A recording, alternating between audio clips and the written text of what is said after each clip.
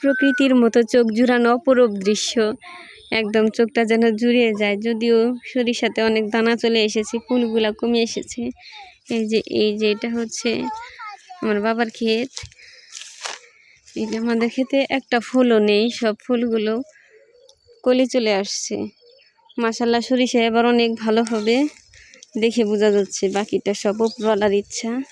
আমি একটু ভিতরে গিয়ে দেখাচ্ছি। ভেতরে অনেক শাক আছে, কিন্তু এই ক্ষেতে এখনো ফুল আছে। এই যে এখনো ফুল আছে, দেখে খুবই ভালো লাগছে। একদম চোখ জোড়ানোর মতো দৃশ্য। গ্রাম বাংলায় এই দৃশ্য না দেখলে একদম মিস হয়ে যায় আর কি। খুবই ভালো লাগে গ্রামের এই দৃশ্যগুলা। এই যে বাচ্চারা, আমার এই যে বাস্তিরা আসছে, আমার মেয়ে আসছে, ওরা বলছে ছবি তুলবে, তো ওদের একটু ছবি তুলে দেখাচ্ছি। এই যে অনেক সুন্দর দৃশ্য।